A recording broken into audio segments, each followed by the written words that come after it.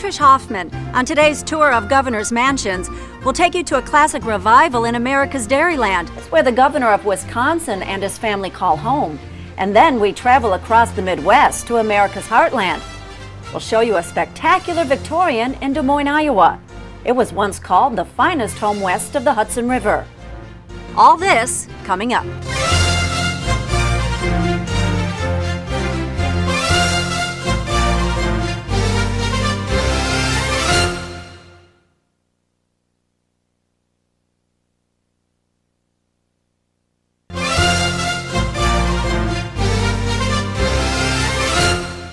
We're in Madison, Wisconsin at the Governor's Mansion. We're here for a very private tour from the Governor and First Lady, and we're very excited about it. But first, a little background on this American classic. The Roaring '20s, an era known for its glitz and glamour. The days when everything was big, including this incredible house in Madison, Wisconsin. Passing through the front gate, you enter Wisconsin's slice of the Roaring '20s. The winding tree-lined driveway takes you to this classic revival home with a 2-story covered portico and towering fluted columns. Arched windows surround the first floor of this mansion, and carved moldings adorn the eaves of the roof, a perfect showcase of classic revival architecture. While construction of this stately home started in the early '20s, it wasn't finished until 1928. That's when Madison industrialist Carl Johnson and his family moved in. It was later sold to the state of Wisconsin and then became the Governor's Mansion in 1949. Said to be the first home in Madison to have central heat, there are more than 16,000 square feet of living space. The wrought iron fence in front of the mansion originally surrounded the old state capitol. Now it surrounds the 4+ acres in Madison, Wisconsin, where the governor lives with his family. This is one of the 10 major gardens gracing the grounds here at the mansion. It has a screened-in gazebo and several vine-covered trellises. It also has a walkway that leads to the house and to the shoreline of Lake Mendota.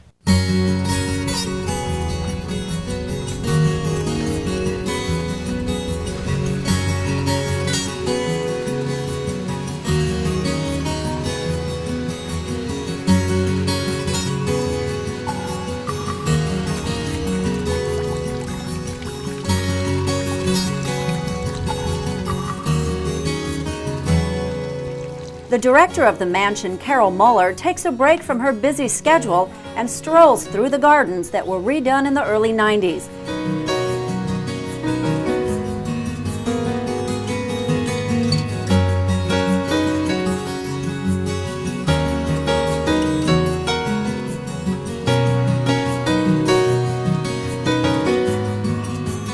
She says the mansion and all it has to offer is truly fit for the state's first family.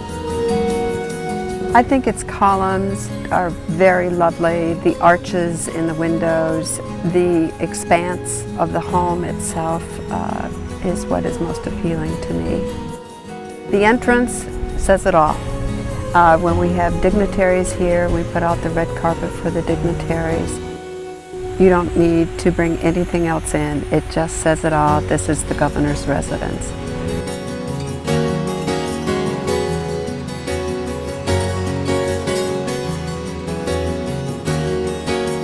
The mansion is home to Governor Scott McCallum and his family, and they enjoy life in this grand estate. What I really like about the mansion, though, is I think the 4 acres, the property, probably the most beautiful property of any residence in the country. You've got the lake, you've got a view of the university system, a view of the Capitol, so it is a very relaxing setting to be able to get here.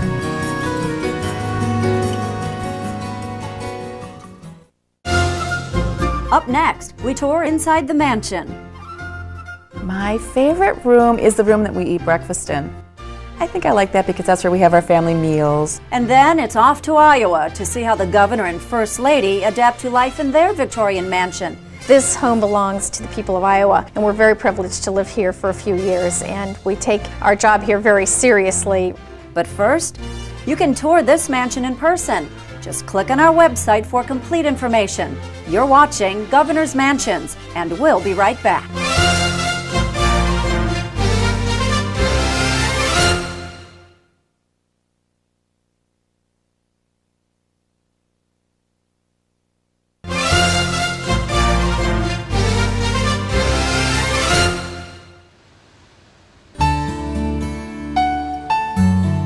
The style of the Governor's Mansion in Wisconsin dates back to the 1920s. The lush landscape is the perfect accessory for this two-story classic.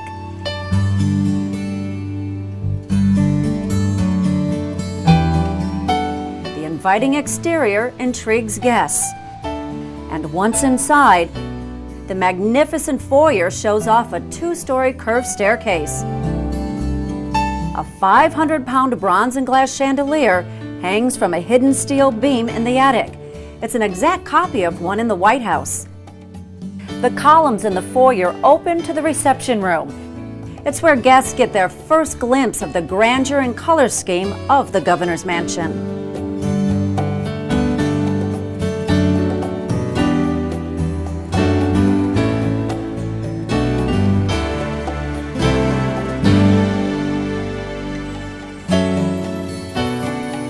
First Lady Lori McCallum couldn't wait to show us the spectacular home with its 34 rooms, 7 bedrooms, 12 bathrooms, and numerous fireplaces. We started our tour in one of the lavishly decorated rooms fit for entertaining. Now this is some dining room. What's it like to entertain guests in here? I just love this room because it reminds me of Wisconsin. Not only because we have the beautiful view of the lake when we're sitting here, but the state flowers, the wood violets, picked up in the chairs and in the rug. And we have flowers and birds from Wisconsin painted on the wallpaper. The wallpaper was hand-painted in China. It's silk, and it's supposed to represent the birds and flowers of Wisconsin, but I think they took a little artistic license occasionally, but it is beautiful. So tell me a typical menu that you might serve out here in the dining room. We've had a state luncheon out here for the president of the state of Hessen in Germany. It was a sister state. And I think we had beef tenderloin and cranberries. And probably had ice cream because that's my husband's favorite dessert. Oh, is it? So some ice cream related thing. Well, let's see some more of the house. That okay? sounds great. Yeah. Our next stop was the formal drawing room. Some call it the living room, and it's the main spot for entertaining. The cranberry-colored furniture is in honor of Wisconsin's role as one of the top cranberry-producing states, and these cozy antique wingback chairs are favorites for the first couple. The Steinway sets the tone in this magnificent mansion. It was a gift from the Schlitz Brewing Company, originally based in Milwaukee. But it's not always pomp and circumstance at the mansion. Fun also pops up every now and then. One of the first things I did after we moved in was I had a sleepover of a group of my friends, and we ate out on the patio because it's a beautiful view, as you know. And then we came in and ate in the dining room. And then we came in this room and spread out our sleeping bags, and we slept in here. So, that had to be fun. We spread out all over the All I know whole is thing. I came in about 11 o'clock at night, and there were women everywhere in this place. So that's where I needed the private entrance upstairs to try to sneak away to the private quarters. It was a lot of fun. And the kids are feeling right at home too. On the day of our shoot, one of Lori's sons invited his entire college soccer team for dinner. And when the first couple entertains casually, they always serve a politically correct dish, one of the state's all-time favorites. Cheese. Cheese, and during the Packer games we'll have cheese and bratwurst. Life at the Wisconsin Governor's Mansion is a perfect mix of formality and friendliness. After all, it's where this American family calls home.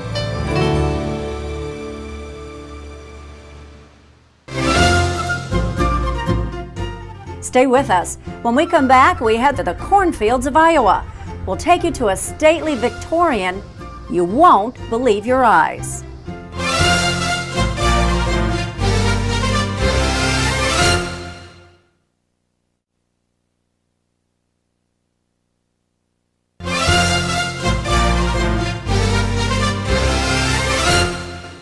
Welcome back to Governor's Mansions and welcome to Des Moines, Iowa. This is Terrace Hill. Not quite the kind of house you'd expect in Iowa, is it? Well, it's been surprising visitors for more than 130 years. And in a minute, we'll go inside and have a tour by the First Lady, Christy Vilsack. But first, a little history about Terrace Hill. High up on a hill overlooking the city of Des Moines, Iowa, sits Terrace Hill, a stunning Victorian mansion that changed the face of Midwest architecture forever. Banker Benjamin Allen spent 2 years building his Victorian castle. It was finished in 1869, costing somewhere between $200,000 and $400,000, an incredible sum at the time. Allen was proud of his Victorian, the crowning glory atop a hill in the middle of Iowa's farm country. Word of Terrace Hill's mighty presence spread internationally. After living in the house for just a short time, though, the owner made some bad business deals and was forced to sell Terrace Hill for a fraction of its value to this man, F.M. Hubble. The home remained in the Hubble family for years, eventually deeding it to the state of Iowa. It officially became the governor's mansion in 1976.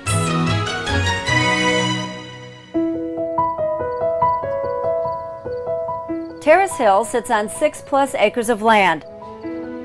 A portion of the land was sold off due to the bankruptcy of the owner, B.F. Allen. Today, it's surrounded by one of the most prestigious neighborhoods in Des Moines.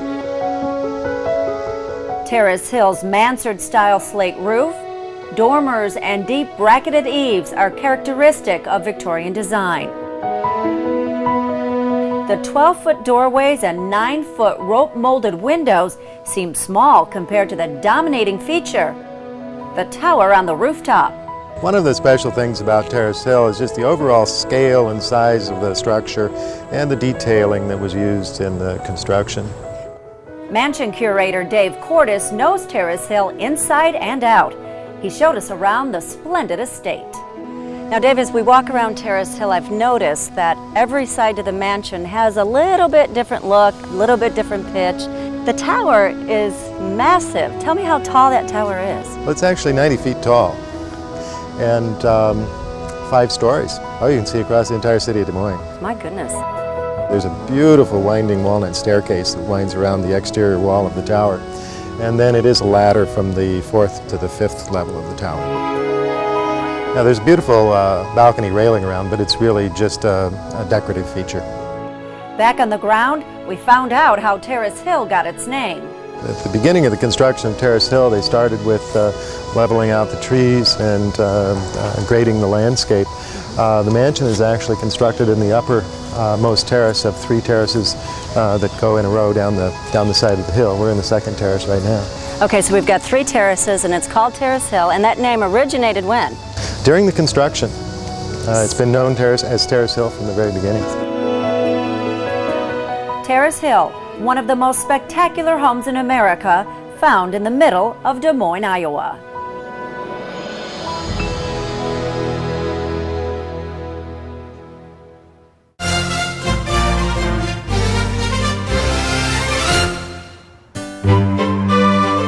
At the time it was built, Terrace Hill was said to be the grandest home west of the Hudson River.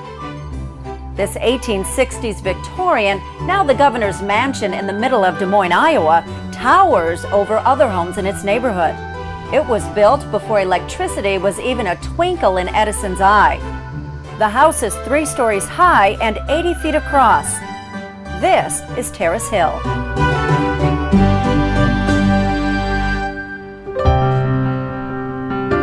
As you explore inside the governor's mansion in Iowa, it's as if you take a step back in Victorian times, and First Lady Christy Vilsack agrees.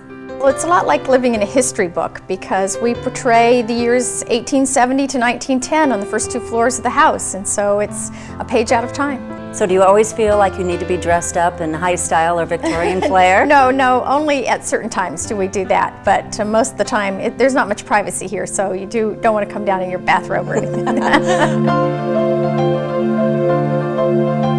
I'm a reader and I love the library. There are just things in the library that I love besides the books. There's a wonderful children's chair in there and the first globe ever patented by an American woman. Terrace Hill's foyer welcomes guests with its 15-foot ceilings, stenciled and raised wood-paneled walls, inlaid floors, and carved arched doorways. Everywhere you look, there are Italian and Spanish marble fireplaces and chandeliers twinkling overhead. There's one in the formal dining room. This sunny sitting room and music room. It's where these 10-foot, 400-pound pocket doors unveil another ray of light, the chandelier in the formal drawing room. It's about 7.5 feet tall. I always tell the kids who come through here it's taller than Michael Jordan. Christy, this is a fabulous room, and these doorways are phenomenal. They're beautiful. The doors weigh about 200 pounds. They're made of native Iowa walnut, and they're one of my favorite parts of the house. The craftsmanship, what must have been done before there was electricity, is pretty amazing. All of the wood in this house probably came within a 15-mile radius of Des Moines.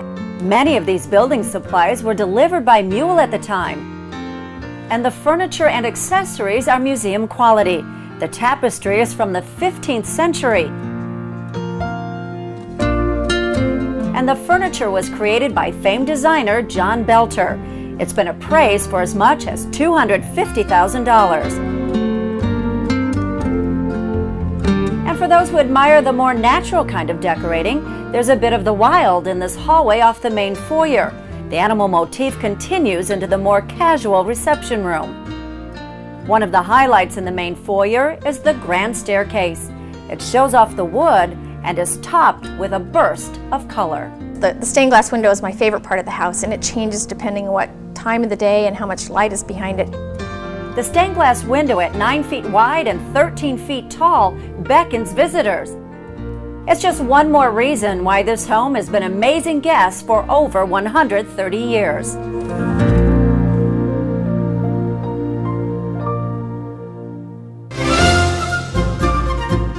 We'll be right back with a final peek at these magnificent governor's mansions. Stay with us.